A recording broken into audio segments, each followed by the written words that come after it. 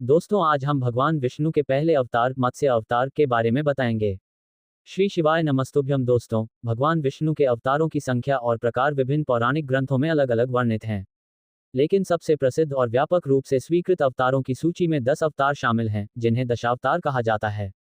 1. मत्स्य अवतार। 2. कूर्म अवतार। 3. वराह अवतार। 4. नरसिंह अवतार। 5. वामन अवतार। 6. परशुराम अवतार। 7. राम अवतार। 8. कृष्ण अवतार। 9. बुद्ध अवतार। 10. कल्कि अवतार। यह अवतार बताया जाता है कि कलयुग के अंत में होगा। कोष्टक। इन अवतारों में भगवान विष्णु ने विभिन्न रूपों में अवतार लिया और अधर्म को नष्ट कर धर्म की स्थापना की। मत्स्य अवतार भगवान विष्णु का पहला अवतार है, जिसमें उन्होंने मछली के रूप में अवतार लिया था। इस अवतार की कथा इस प्रकार है। एक बार प्रलय के समय जब पूरी पृथ्वी जलमग्न हो गई थी, तब भगवान विष्णु ने मत्स्य अवतार लिया।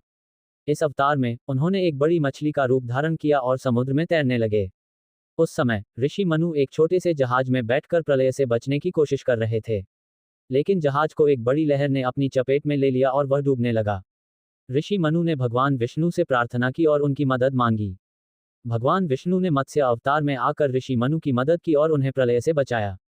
मत्स्य अवतार के दौरान भगवान विष्णु ने वेदों और ऋषि मनु को भी बचाया और उन्हें एक सुरक्षित स्थान पर पहुंचाया। इस तरह मत्स्य अवतार ने प्रलय से जीवन और ज्ञान को बचाने का काम किया।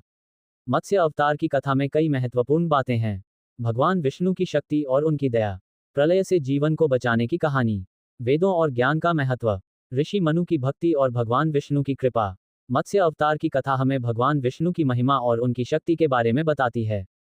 दोस्तों, अगर वीडियो पसंद आया हो तो चैनल को लाइक, सब्सक्राइब और शेयर जरूर कर दीजिए। आगे बताते हैं। मत्स्य अवतार की कथा में और भी कई महत्वपूर्ण बातें हैं। मत्स्य अवतार में भगवान विष्णु ने अपनी शक्ति और बुद्धिमत्ता का प्रदर्शन किया। इस अवतार में भगवान विष्णु ने ऋषि मनु को न केवल प्रलय से बचाया, बल्कि उन्हें वेदों और ज्ञान का संरक्षण करने का अवसर भी दिया।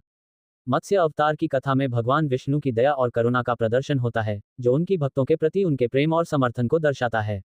मत्स्य अवतार की कथा हमें यह भी सिखाती है कि भगवान विष्णु हमेशा अपने भक्तों की रक्षा करते हैं और उन्हें कठिनाइयों से निकालने में मदद करते हैं।